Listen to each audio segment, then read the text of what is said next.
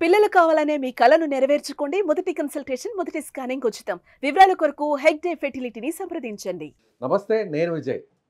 ఇటీవల కాలంలో తెలుగు రాజకీయాల్లో, ముఖ్యంగా ఏపీ రాజకీయాల్లో ఒక విషయం మీద ప్రధానంగా చర్చ నడుస్తుంది. అదేంటంటే, నాగబాబు గారు ఇప్పుడు ఏపీ క్యాబినెట్లోకి వెళ్తున్నారు కాబట్టి, పవన్ కళ్యాణ్ గారు దేశ రాజకీయాల్లోకి వెళ్ళబోతున్నారు, కేంద్ర మంత్రి కాబోతున్నారు అనే ఒక చర్చ పెద్ద ఎత్తున సోషల్ మీడియాలో నడుస్తుంది.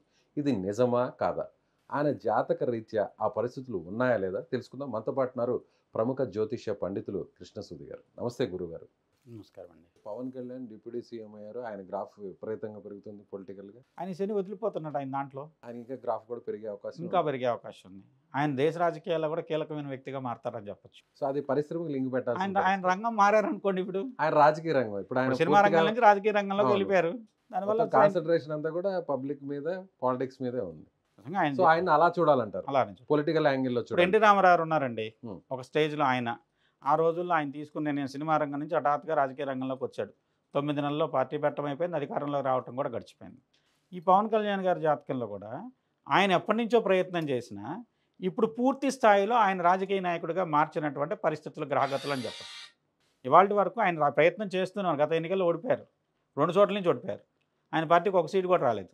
అలానే ప్రజారాజ్యం పార్టీలో ఉన్నప్పుడు కీలకమైన నేతగా ఉండాలని ప్రయత్నం చేశారు. ఆయన మొదటి నుంచి కూడా ఒక ఎజెండాతో ఉన్నారు. ఈ రకమైనటువంటి రాజకీయ వర్గాన్ని మనం దూరం పెట్టాలి.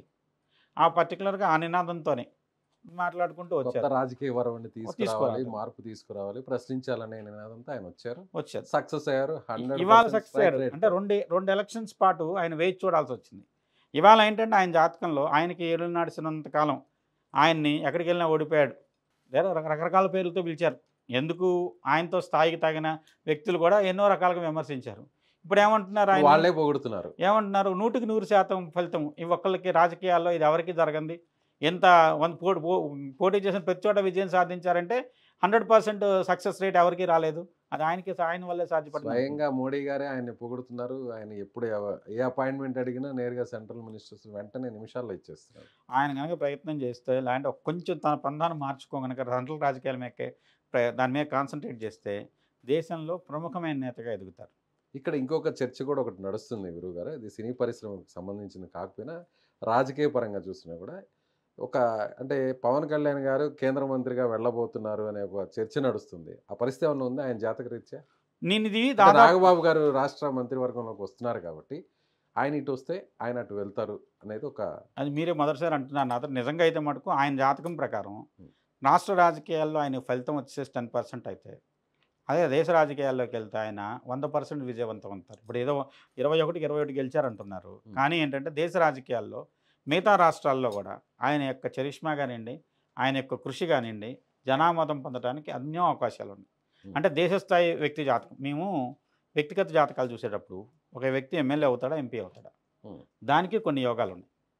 నేను కొంతమందికి చెప్పాను కూడా. మీరు చాలా మంది రాజకీయ నాయకులు మీరు అసలు ఎంపీ అవ్వరండి అని చెప్పండి డైరెక్ట్గా. ఇవాళ కవల ఆ వ్యక్తి 2004 ఎలక్షన్లో నా దగ్గరకు వచ్చాడు. మీకు ఎంపీ అయ్యే యోగం లేదు ఇవాళ కవల. భవిష్యత్తులో కొన్ని దశలు మారినప్పుడు మార్పులతో వచ్చే అవకాశం రావచ్చేమో గారండి. ఇవాళకి అవ్వలేదు. ఎందుకు అంటే ఆ వ్యక్తి జాతకంలో దానికి కొన్ని పాయింట్స్ ఉంటాయి సార్. కొన్ని గ్రహాలు కొన్ని పాయింట్స్, అరేబియన్ పాయింట్స్ అంటాం, లేదంటే వచ్చేసి సహమ్స్ అంటాం. ఆ సహమ్స్ మీద బిందువులు తీసుకుంటాం. ఆ బిందువుల యొక్క ప్రభావం ఏంటంటే ఆ వ్యక్తి దేశ రాజకీయాల, రాష్ట్ర రాజకీయాల, ఎమ్మెల్యే అవుతాడా, ఎమ్మెల్సీ అవుతాడా, లేదు నామినేటెడ్ పొజిషన్స్ జిల్లా స్థాయిలో ఉండేటువంటి యోగాలు కానివ్వండి, లేదా రాష్ట్ర స్థాయిలో ఉండేటువంటి కొన్ని కీలకమైనటువంటి నామినేటెడ్ పోస్టులు కానీ వాటిని సూచించవచ్చు మనం.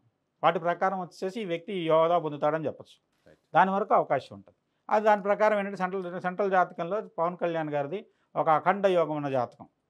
ఇప్పుడు తెలుగు రాష్ట్రాల నుంచి పివి నరసింహారావు మాత్రమే ప్రధానమంత్రి అయ్యారు. 3 ప్రధానమంత్రుల దగ్గర పనిచేసి కొన్ని రాజకీయపరమైన పరిస్థితుల్లో ఆయన అనివార్య పరిస్థితుల్లో ప్రధానమంత్రి అయ్యాడు. కొన్ని కనుక పవన్ కళ్యాణ్ గారు అలా కనుక తన జీవితాన్ని కనుక మలుచుకున్నట్లయితే ఒకానొక రోజు ఆయన అత్యున్నత స్థానం కూడా చేర్చుకుంటారు. సో పివి నరసింహారావు గారు ఎక్కడైతే ఆయన మినిస్టర్గా పనిచేస్తూ ప్రైమ్ మినిస్టర్స్ దగ్గర నుంచి రాజకీయాలన్నింటినీ కూడా అవపోసన పెట్టారు, అట్లా ఇప్పుడు పవన్ కళ్యాణ్ గారు కూడా దేశ రాజకీయాలకు సంబంధించి ఆ విధంగా చాలా కీలకమైన పాత్ర పోషిస్తారండి. ఇంకోటి ఏంటంటే ఇక్కడ ఓర్పు కావాలి. ఫస్ట్ ఆయనకి ఆల్రెడీ ఇది ఉంది. ఎందుకంటే 2 టర్మ్స్ ఆయన ఆల్రెడీ ఎక్కడ కూడా పవర్లోకి రాలేదు. సో 10 ఏళ్ళ నుంచి రాజకీయాల్లో ఉన్నారు. ఇప్పుడు 3వ సారి గెలిచారు. 100% స్ట్రైక్. ఓర్పు అయితే ఉంది.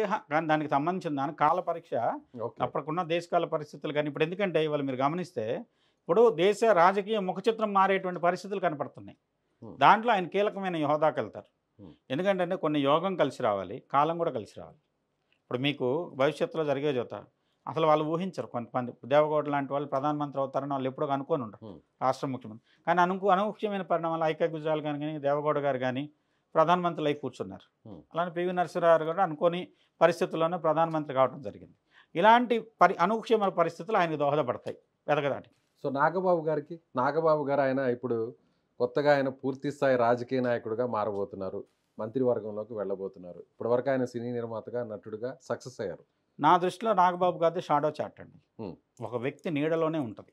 అయితే పవన్ కళ్యాణ్ గారు కానీ లేదంటే అన్నయ్య చిరంజీవి గారు కానీ అదే నీడ తప్పితే ఆయనకు అనేది ఇప్పుడు చంద్రుడు లాంటి జాతకం, స్వయం ప్రకాశం కాదని చెప్పచ్చు. సో అంటే సపోర్టింగ్ గానే ఆయన ఎప్పుడు కూడా ఉండబోతున్నారు రాజకీయాలు. అంటే సినిమాల్లో అన్న సపోర్ట్ తో ఎలా ఉన్నారో ఇప్పుడు రాజకీయాల్లో తమ్ముడు సపోర్ట్ తో అలా ఉంటారు. 100%. సో ఆయన జాతకం కూడా బాగుంది రాజకీయ పర్వాలేదు. ఇప్పుడు యోగం వేరు, అదే ఒక రకమైనటువంటి ఒక పెద్ద స్థాయి జాతకం అనుకోండి, యోగం వస్తుంది అనుకోండి, దానికి చెప్పచ్చు. ఇది ఏంటంటే కొన్ని ఈక్వేషన్స్ కలిసి కొంతకాలం పదవీ యోగం ఉంటుంది. అది పరిపూర్ణమైన యోగం కింద అయితే చెప్పలేము. అలాంటి యోగం నాగబాబు గారిది. పరిపూర్ణమైన యోగం కింద చూసుకున్నట్టయితే పవన్ కళ్యాణ్ గారిది రాజకీయంగా పరిపూర్ణమైన యోగం. కాకపోతే ఆయన నీడలో ఈయన రాజకీయాల్లో నడుస్తారు. Thank you. నమస్తే.